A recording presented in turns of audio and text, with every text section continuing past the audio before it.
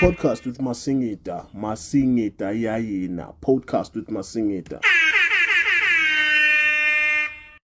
Thank you, Bafetu. Welcome to another episode right here on Podcast with Masingita.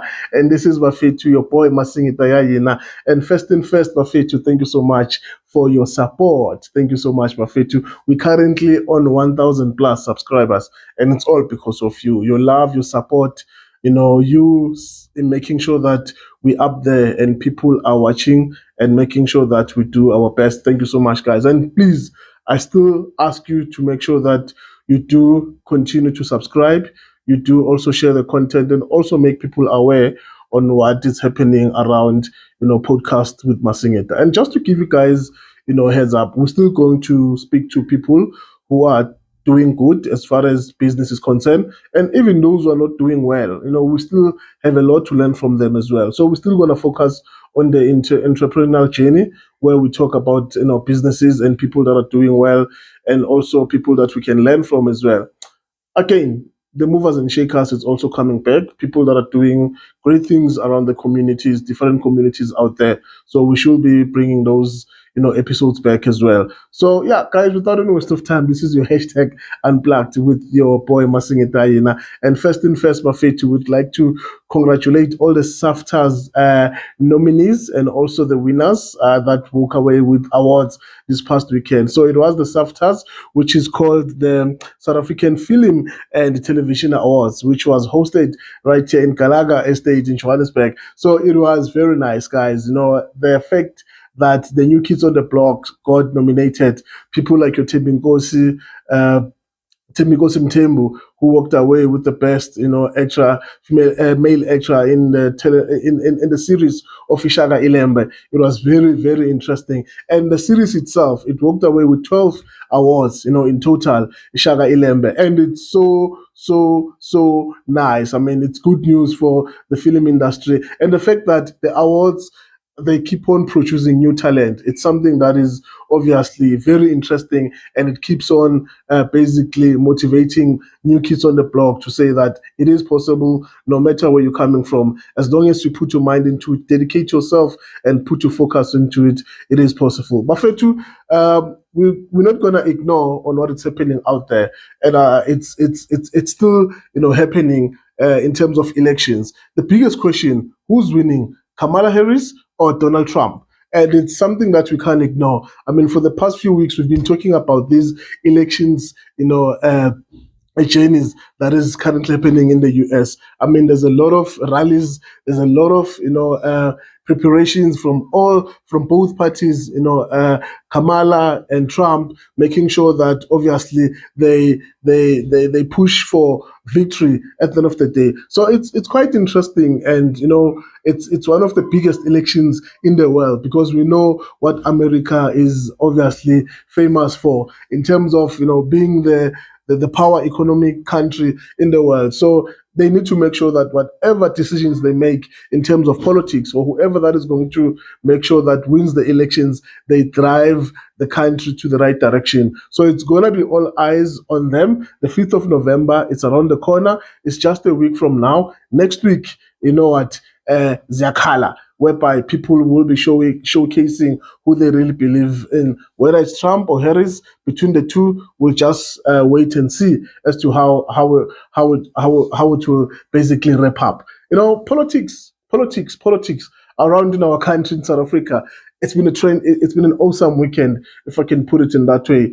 I mean, we've seen before the weekend, we've seen a lot of people, we've seen a lot of news coming on board. People still leaving the EFF, going to Umkhonto Wesizwe, and it's so it's raising a lot of questions as to and like what is the plan around this? What is the plan around this? Because you see the likes of Umama Busisiwe Mkhwebane also now going to EFF. Then you ask yourself, hey, what is happening? What is happening out there? You get a lot of intellect going to Umkhonto Wesizwe, leaving the EFF. You ask yourself what is happening. And there's an interview as well that was done by Floyd Chibambo, talking, giving us reasons why he left EFF. it's quite interesting that we never saw it coming, and now it's happening. And it's also interesting to also hear the likes of Gayton McKenzie saying that Zuma has done something that the ruling party, oh, I wouldn't say the ruling party now because it's GNU, the Government of National Unity, but what the ANC failed to do in the past, whereby you'll take everyone, each and every intellect, and put them in one party. And yeah, man, people underestimated the power of Mr. Zuma, and now we can see what is happening. Most of the people, they are moving from those political parties and they're going to MK party. So we don't know. But what I'm picking up, the secret there, it's going to the ground. It's having those relationship and having those conversations with ground forces, and I think that's where most of parties are failing to do. You only start interacting with those people when you want their votes. But what I'm picking up with the MK party, they've started their work now. Those guys, they don't sleep. They are busy up and down. You go to each and every province, you find them. But we don't know. It's politics. People they've got different, different basically different opinions about that. So let's see how the story unfolds. But on the other hand, the general secretary of the ANC still emphasizes that Zuma has been fired. And Zuma still says, what, is still within, or is still part and parcel of the ANC. So there's a lot that is happening there, but it's a matter of time that we realize that our politics are really, playing a game that we are basically have to prepare ourselves for it. Because, for example, the only thing that basically is stopping what Zuma is doing now, it's the GNU. All parties, coming together for one person. Because if you see all the parties that are involved, except this for EFF and obviously and other small parties, but I'm saying in terms of these big parties, or the bigger party now against one part, the bigger party, which is basically giving a headache to the GNU, it is MK party. But let's see how the story unfolds, and let's see ukuthi kwenzakalani. Another news, guys. We're looking at there's a story that we've been following as a podcast in terms of the brown dash snacks. Remember those snacks that we spoke about that were that the we were told that it was a matter of basically kids eating those snacks, and then they were poisonous in a way.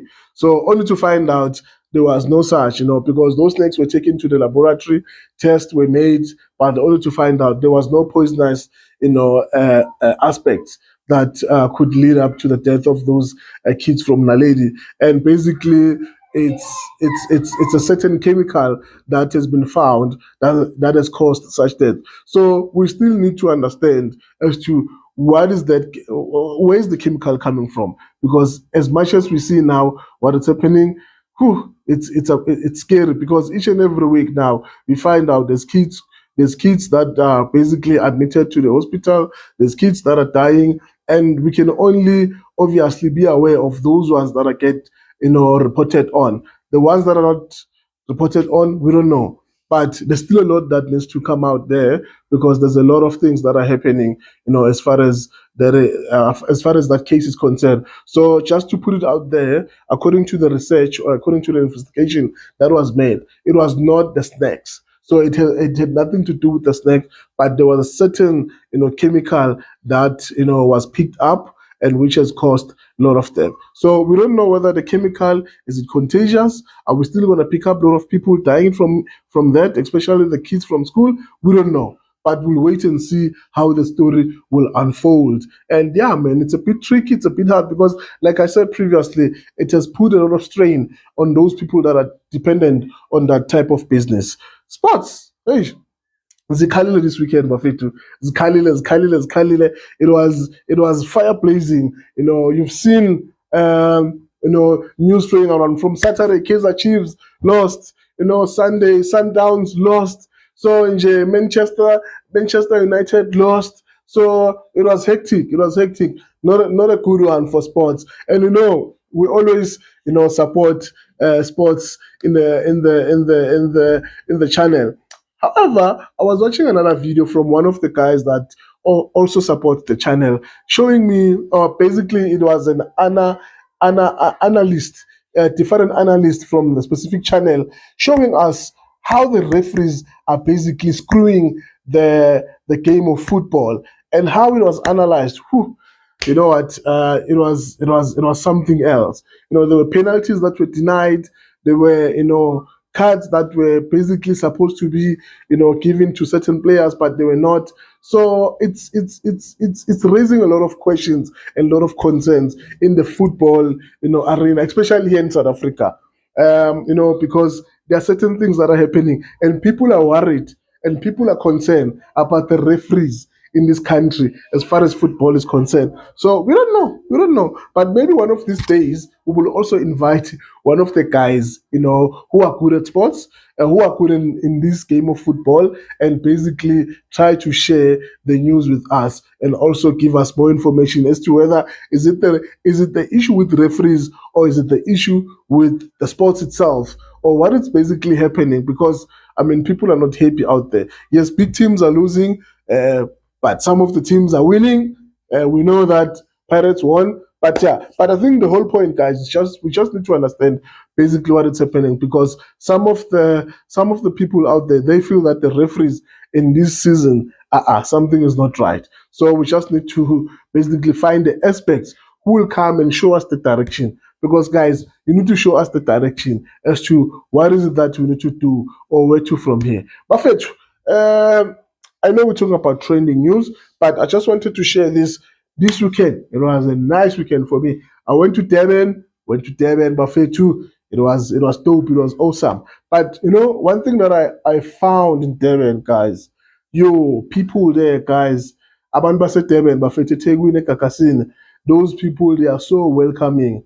Those people, banobuntu, guys, banobuntu, and I don't know what to say, but I felt so I was like I was a VIP, guys. Whenever you ask for certain things, they'll just not give you what you're looking for. They'll give you more than that, what you basically expect. So it was a nice experience, I must say. So, and beside that, as far as business is concerned, in this channel we always push for business. Going to Durban, I went to the busiest street in town. If I'm not mistaken, it's West Street. There's West Street, there's Sea Point Street, or Pretoria Street, but there was a business, street there. And you know what? What is the dominating business there? And that we take it for granted. The saloons, guys. The saloons. The ladies that will be doing their hair, by cleaner, they're sewing, and then they put their nails. But that thing there, Devin, you're making money, guys. You'll be making money. What I'm trying to say, if you get an opportunity, go visit, guys. Go to Durban, especially people who've got saloons. They must go to Durban, because I know Johannesburg is overcrowded. I know Johannesburg, there's a lot of competition. But in Durban, you find one saloon, there's a lot of people who are queuing to get a service. So imagine if you go there as well. You're gonna be killing it. And at Durban, it's nice, guys. It's nice. Like I said, the people there, the places where I went to, and people were so welcoming. The level of service that I received, no, I wouldn't even, lie. It was dope. It was dope. I went to Max's Lifestyle, Wamlazi. It was happening. So it was top. So you can just imagine, the places that I went to. It was just normal places, but the type of service that I received, the food there was nice. From the guys, the security guys for the cars, to the security guys searching you there, to the guys that are assisting you. The waiters, to the till ladies and gents there, the service was dope. And I must say, to big up to Pramex and his crew there at the Max's Lifestyle at Durban Umlaz. It was dope. I don't want to lie to you. But what I'm saying, guys, people who are in the beauty industry, please, if you get time, go to Durban. there's a lot of opportunities for you there, guys.